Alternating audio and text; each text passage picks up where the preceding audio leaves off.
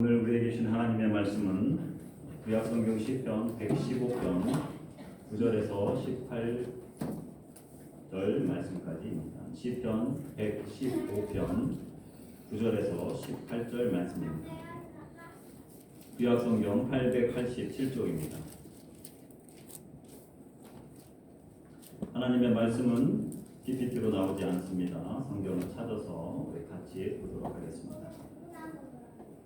시편 115편 9절에서 18절 말씀 찾으셔서 우리 다 같이 일어나셔서 9절은 제가 읽고 10절은 여러분들이 읽으면서 마지막 절까지 교독하도록 하겠습니다. 이스라엘아, 여호와를 의지하라. 그는 너희의 도움이시요 너희의 방패시로다. 아론의 여호와를 의지하라. 그는 너희의 도움이시요 너희의 방패시로다. 여호와를 경외하는 자들아, 너희는 여호와를 의지하여라. 그는 너희의 도움이시요 너희의 방패시로다. 여호와께서 우리를 생각하사 복을 주시되 이스라엘 집에도 복을 주시고 아론의 집에도 복을 주시며 높은 사람이나 낮은 사람을 막론하고 여호와를 경외하는 자들에게 복을 주시리로다. 여호와께서 너희를 곧 너희와 너희의 자손을 더 번창하게 하시기를 원하노라. 너희는 천지를 지으신 여호와께 복을 받는 자로다. 하늘은 여호와의 하늘이라도 땅은 사람에게 주셨도다. 죽은 자들은 여호와를 찬양하지 못하나니 적막한 데로 내려가는 자들은 아무도 찬양하지 못하리로다. 우리는 이제부터 영원까지 여호와를 찬송하리로다. 할렐루야. 아멘. 앉아주시기 바랍니다. 찬송가 543장입니다.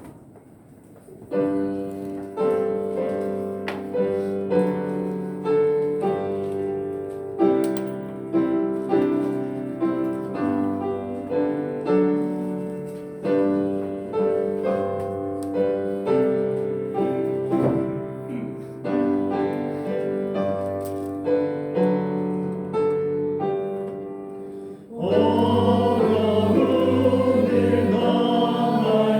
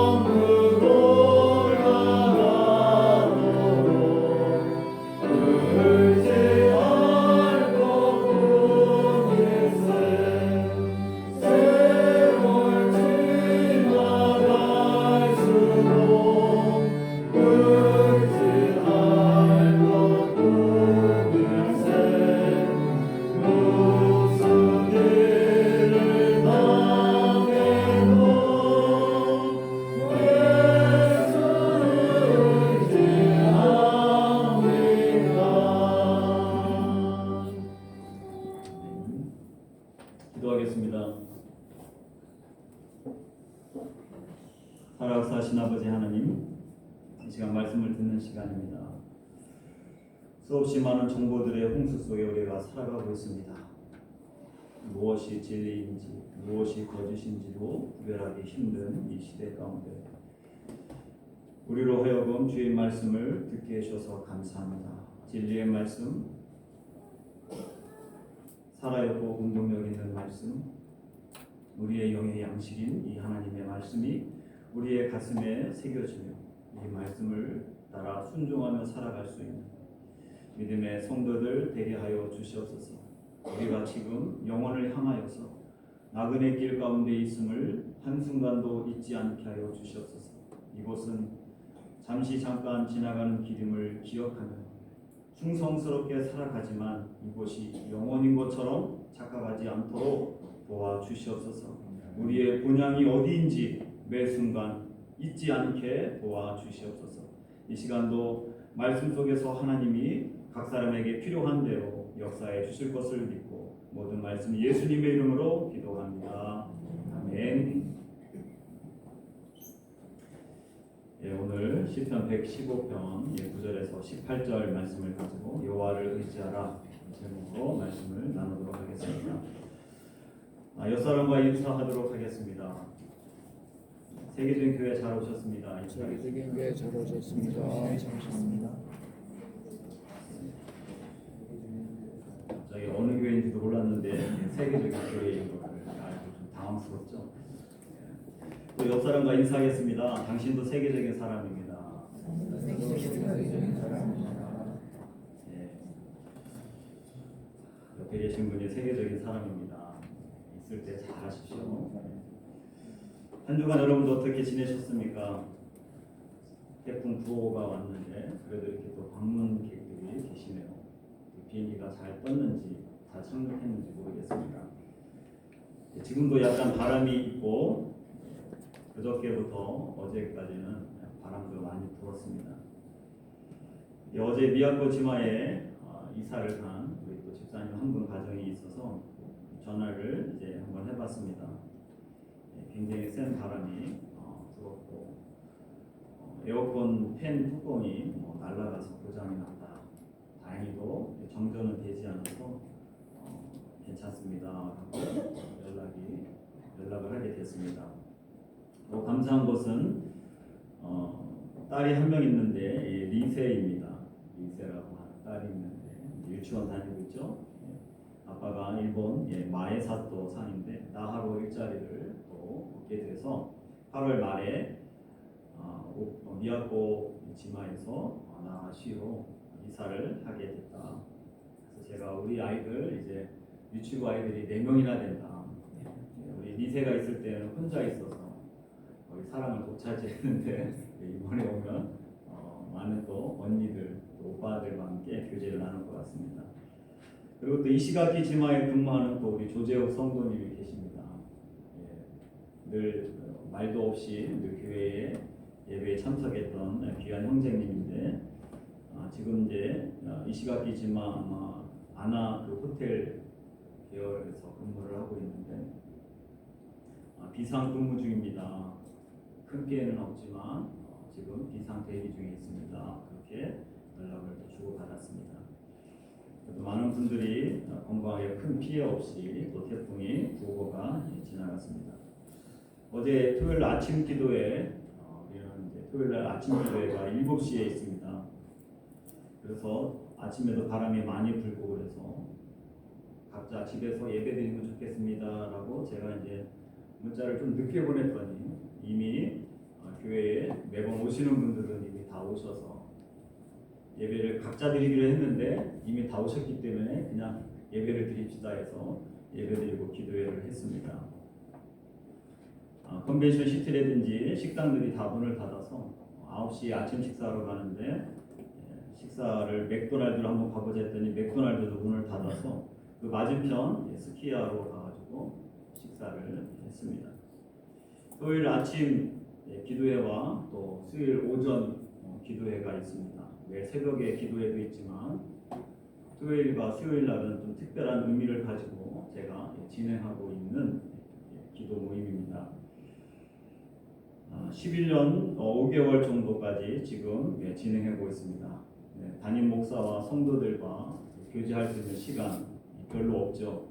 다들 직장 생활하고 바쁘시고, 그래서 어떻게 하면 우리 성도님들과 시간을 보낼 수 있는 것들이 있을까 생각을 했습니다. 또 일본 문화가 신방을 받는 문화도 아니고, 또 토요일 날, 또 수요일 날, 또 저녁에 모이는 것도 쉽지 않았습니다.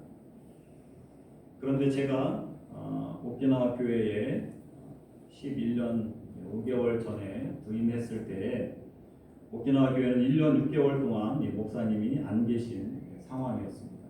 그러다 보니까 장로님을 비롯해서 몇몇 권사님들이 토요일 날마다 모여서 기도도 하고, 그리고 아침 식사도 같이 나누고, 또 주일날 뭘 준비해야 되는지, 또 식사 준비는 어떻게 해야 되는지 주보도 함께 작성을 하시면서 토요일 날마다 그렇게 모임이 있었던 것이죠.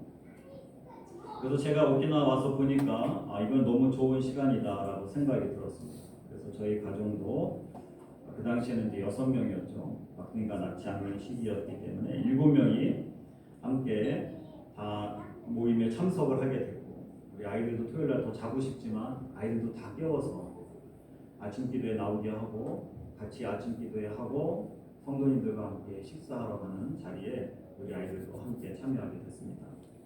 저희 가족 7명이다 보니까 우리 성도님들이 어느 때는 지금 이제 한국으로 가신 유원홍 장로님이 저희 가족의 식사비를 내실 때도 있었고, 또 그분이 1년 정도 돼서 또 떠나셨을 때는 성도님들이 오신 분들이 십시일반으로 저희 본인이 식사한 것보다 조금 더 내시면서 이렇게 저희 아침 식사를 섬겨주셨습니다. 그러다가 이제 성도님들 가운데서는 자신이 먹은 것보다 더 내야 되는 상황이 생겨서 마음이 불편한 분도 계시고, 또 저도 그런 말을 들었을 때 저도 좀 죄송스럽고 마음이 불편했습니다. 그럼에도 불구하고 생각해 보니까 목사가 교인들과 함께 식사할 수 있는 그런 시간들이 많지 않은데, 매주 토요일 날 아침이라도 우리 성도들이 함께 나와서, 주일날도 당연히 식사를 하겠지만 주일날에는 또 너무 많고 번잡하고 정신이 없어서 제대로 대화를 못하니까 토요일날 오셔서 같이 이야기 나누고 기도 제목을 드리면 좋겠다라고 하는 생각에 계속 그 시간을, 모임을 계속 유지했습니다. 코로나 때도 그렇고 지금껏 유지했고, 또 시간이 지나서 식사를 할 때도 저희 가정 이제 7명을 제가 이제 자비로 식비를 다 내면서도 이 토요일 아침 모임을 계속 유지를 했습니다. 어느 때는 우리 아이가 제가 식비를 내는 것을 보고 우리 아이가 이런 말을 했습니다. 아빠, 이렇게 하면 우리 집 거지 되는 거 아니에요? 그러면서 우리 아이가 당시 아마 초등학생이었던 것 같은데 그때 그런 이야기를 한 적도 있습니다. 그런 염려에도 불구하고 지금껏 하나님이 그렇게 토요일날 모임을 아침 기도회를 드릴 수 있도록 해주셨습니다.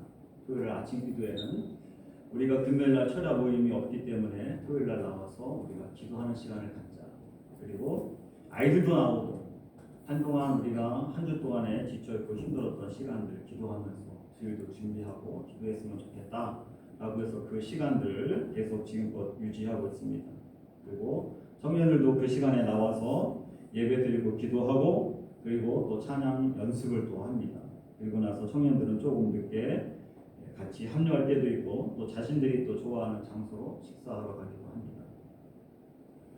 수요일날 오전 기도회도 11시에서 12시까지 1시간을 딱 드립니다. 저녁에 드렸었는데 저녁에 드리니까 참여하는 사람이 너무 적고, 나중에는 우리 가족들만 모여서 드릴 때도 많이 있었습니다. 그래서 우리 권사님들이 밤 늦은 시간에 운전해서 오기도 힘들 테니까 오전으로 옮기자. 그래서 또 오전에, 지금 그 오전에 예배를 드리면서 기도회를 하고 있습니다. 음식을 준비해 오셔서 같이 식당에서 나눠 먹을 때도 있었고, 또 그것이 힘들어서 어느 때는 그냥 우리가 한 사람이 1,000엔 정도니까 자기 밥값 자기가 내면서 먹는 게 좋지 않겠냐라고 해서 저희 부부도 참석하면서 같이 각자 더치페이 하면서 식사를 지금껏 해오고 있습니다.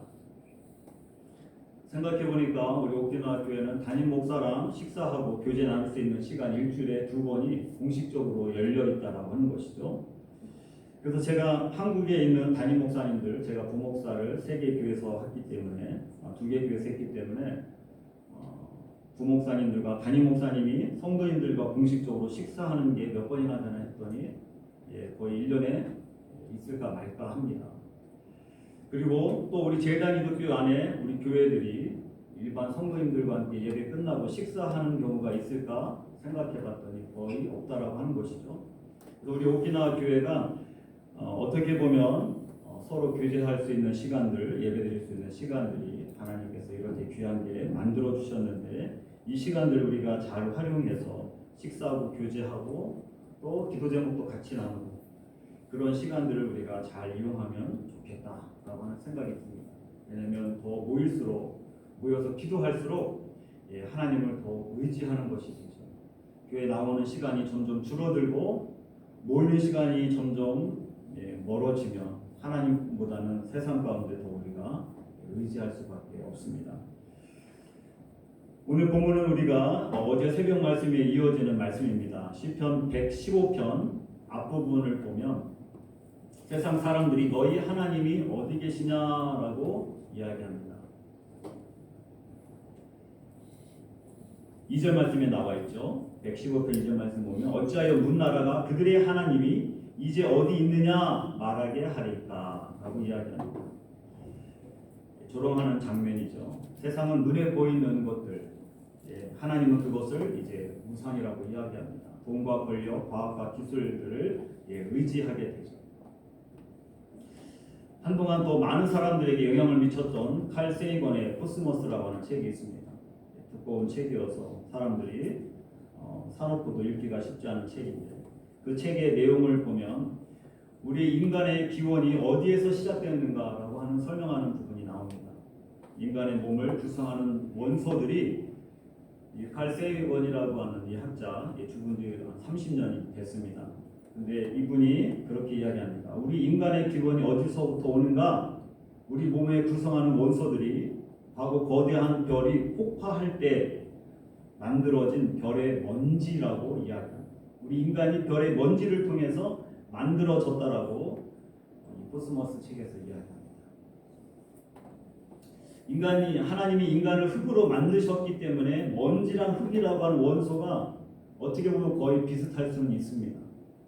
그런데 인간이 폭발할 때 별의 먼지라고 한다면 참 우리가 얼마나 서글픈 인생일까 생각이 듭니다.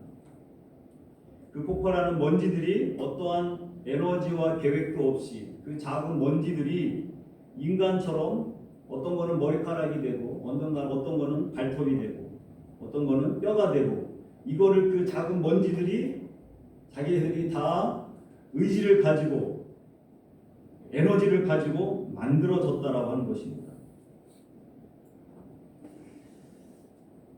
인간의 모습을 스스로 설계하고 우주 공간에 지구라고 하는 곳에 스스로 만들어져야 하는데 이런 가능성이 과연 얼마나 될까? 이런 사람들은 늘 하나님이 어디 있느냐라고 말합니다. 보이지 않는 신을 어떻게 믿고 의지할 수 있느냐? 과학적으로 실험되지 않는 하나님을 어떻게 의지할 수 있느냐? 그것은 정신과 마음이 약한 사람들이 만들어낸 신에 불과하다 그렇게 이야기합니다. 그리고 만든 신, 어제 말씀에 나오는 우상들을 만들어서 그것이 신이라고 고백하면서 의지합니다. 칼 세이건은 유대인입니다. 칼 세이건은 신이 없다는 확실한 증거가 없기 때문에 나는 무신론자가 아니다. 신이 있다는 확실한 증거도 없기 때문에 나는 유신론자도 아니다. 자신은 무신론자가 아닌 회의주의적 불가지론자라고 주장을 합니다. 온 땅의 모든 것이 하나님의 살아계신 증거인데도 그것을 인정하지 않는 것이죠. 그러면서도 자연적인 그런 경외심은 자신이 가지고 있다라고 이야기합니다. 그래서 천문학을 연구하면서 자신의 이론들을 펼쳐나간 사람입니다. 이 사람은 잘 살다가 갑자기 62세에 급성 백혈병에 걸려서 62세 한참 때죠. 지금으로 얘기하면 사망하고 맙니다.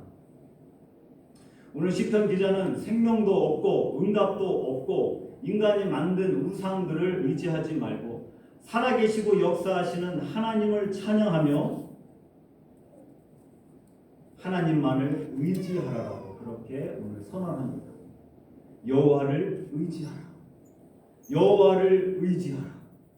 여호와를 의지하라.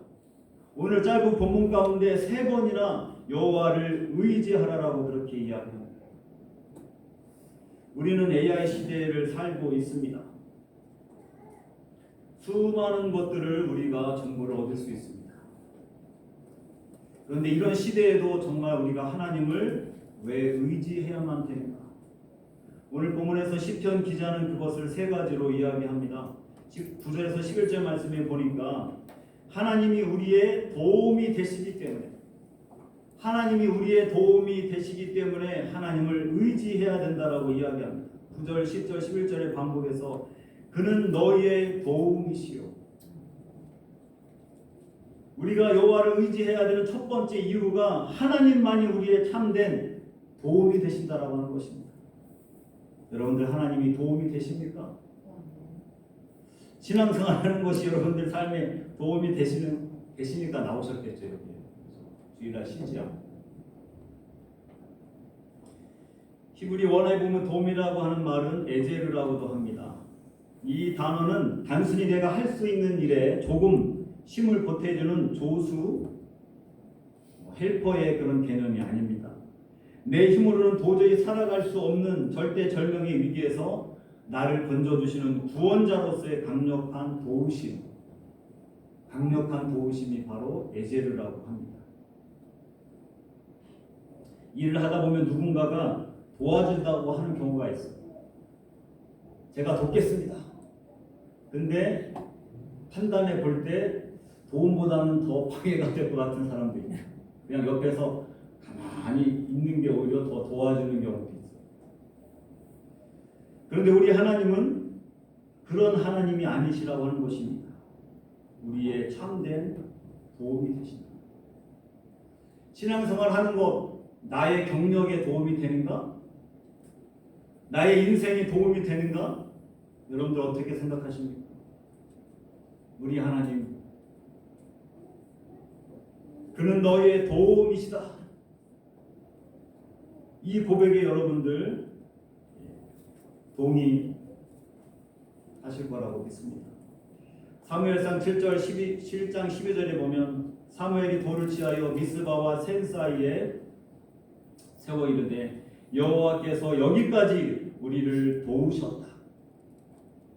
여호와께서 여기까지 우리를 도우셨다 하고 그 이름을 에벤에셀이라 불렀습니다. 에벤은 돌이라고 하는 뜻입니다. 에셀은 도움이라고 하는 뜻이에요. 도움의 돌. 여기서도 하나님이 에젤이라고 하는 것을 고백하는 것이죠. 하나님이 도움이 되셔서 여기까지 살게 되었다라고 하는 것입니다. 하나님이 도움이 되셔서 현재 자신들이 존재하게 되었고 살게 되었음을 이 돌을 세워서 잊지 말자라고 하는 것이죠. 금요일 새벽에도 제가 언급했던 말씀입니다. 출애굽한 이스라엘 백성들이 앞에는 홍해 바다가 있고 뒤에는 애국 군대가 쫓겨오는 경험을 하게 됩니다. 사방이 다 막혀 있습니다. 인간의 계획과 방법으로는 아무것도 할 수 없는 상황이 발생하는 것입니다. 살다가 이런 경우들을 우리는 경험할 때가 있어요. 그렇게 전화로도 1시간, 2시간 통화했던 사람도 더 이상 도움이 안 되는 상황이 있죠. 늘 보고 싶은 사람들도 도움이 되지 않는 상황이 생겨납니다. 이런 상황 가운데서 하늘만 쳐다볼 수밖에 없는 경우가 있다라고 하는 것이죠. 그런데 신기하게도 그때마다 하나님은 우리의 도움이 되셔서 피할 길도 내어주시고 또 도울 사람도 생각하지 못할 도울 사람도 하나님이 붙여주시는 것을 보게 됩니다. 막혀있던 문들이 신기하게도 내가 문을 두들겼는데 꿈쩍도 않았던 문들이 어느 순간 스르륵 열리는 것도 경험하게 됩니다. 그때마다 우리 하나님은 우리의 도움이 되셨습니다. 오늘 예배에 참석한 우리에게 우리의 도움은 과연 누구인가?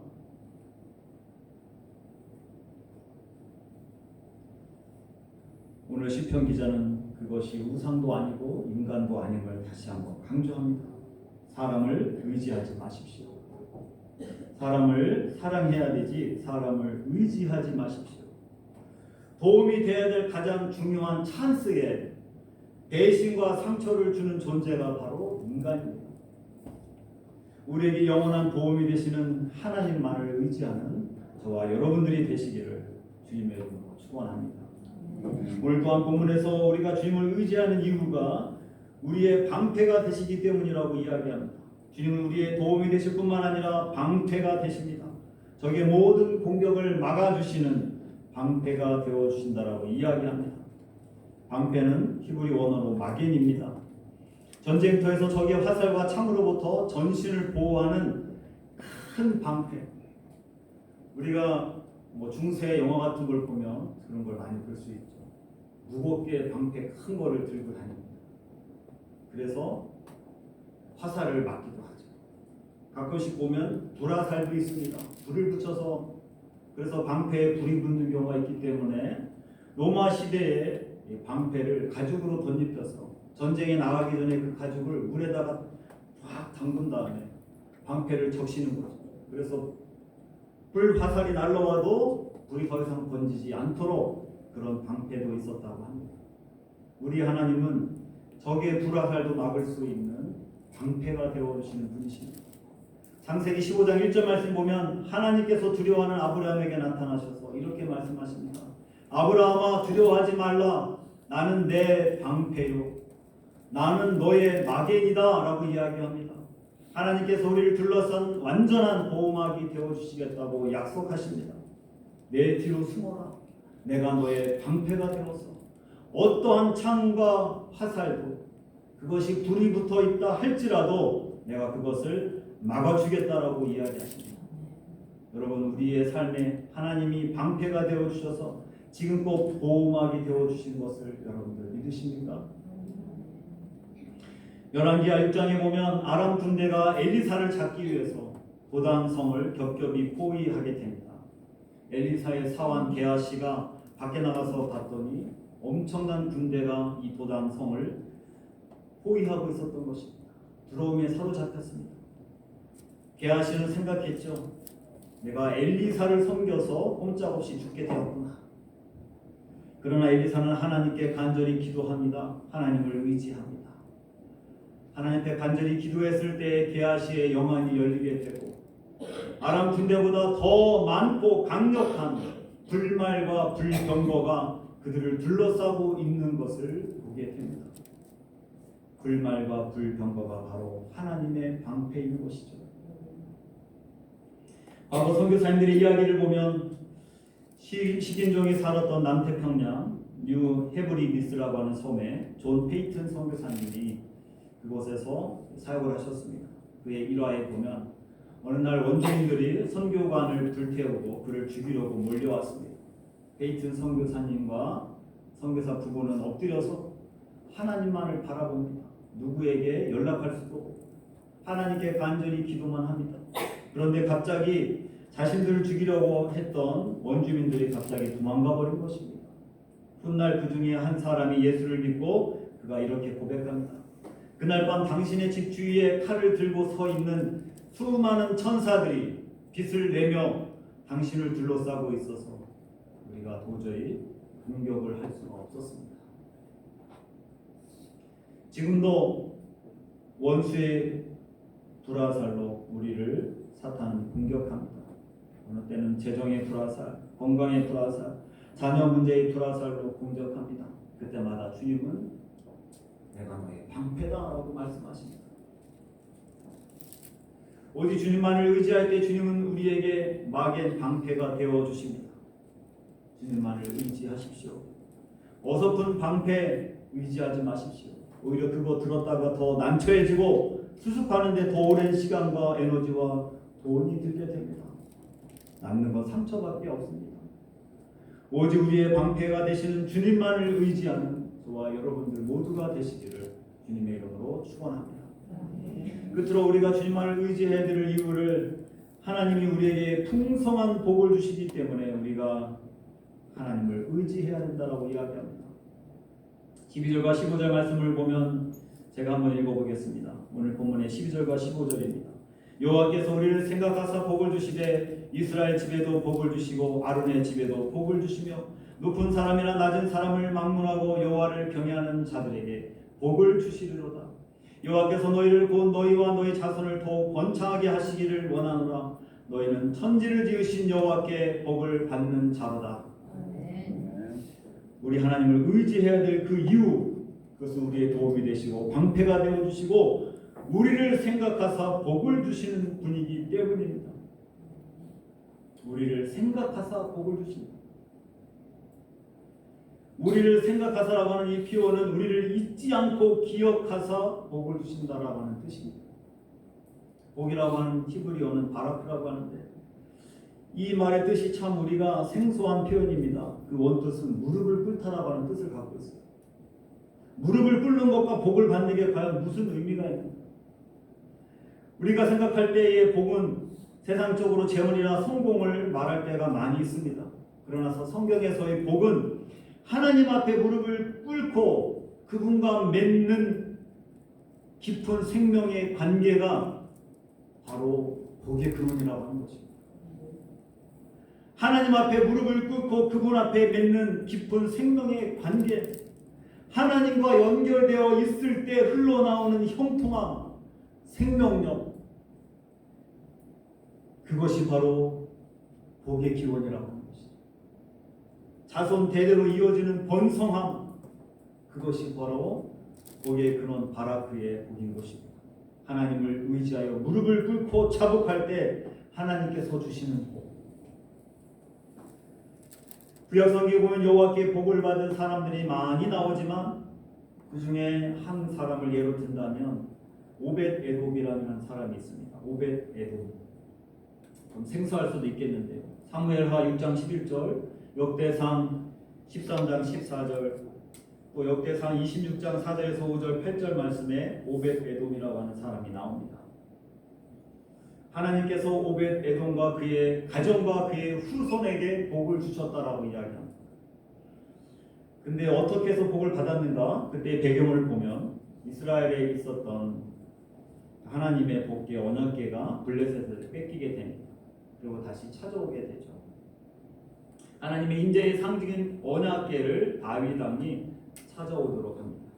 언약궤를 옮기려고 하다가 무사라고 하는 사람이 하나님의 정한 법을 어기고 언약궤를 손으로 만졌다가 그 자리에서 즉사하는 사건이 생깁니다. 이에 다윗 왕과 온 백성이 언약궤를 놓고 두려워하며 방치하게 됩니다. 두려움에 떨게 되는 거죠. 그때 오벳 에돔은 언제 죽을지도 모르는 공포를 무릅쓰고 언약궤를 기쁘게 자기의 집으로 맞아들이게 됩니다. 언약궤가 오벳 에돔의 집에 3개월 동안 머물게 됩니다. 우사의 실패를 거울 삼아서 율법의 말씀대로 하나님을 오벳 에돔 사람들이 대하게 됩니다. 언약궤를 단순한 물건이나 부적으로 취급하지 않고 하나님의 임재 그 자체로 인정하며 온 가족이 그 하나님 앞에 경외함으로 섬기게 됩니다. 그 결과 하나님은 오벳 에돔과 그의 온 집에 엄청난 복 바라크를 허락하셨던 것입니다. 오늘 본문 14절에 보면 너희와 너희 자손을 더욱 번창하게 하시기를 원하노라. 그게 바로 복인 것이죠. 저는 설교를 준비하면서 이런 생각을 했습니다. 참으로 나는 복을 많이 받은 사람이구나. 결혼해서 아이도 없던 사람에게 하나님께서 5명의 자녀를 주신 것만으로도 얼마나 큰 복을 받은 것입니다. 당시에 저는 이렇게 생각했습니다. 결혼하면 그냥 자연스럽게 자녀가 생기는 줄 알았어요.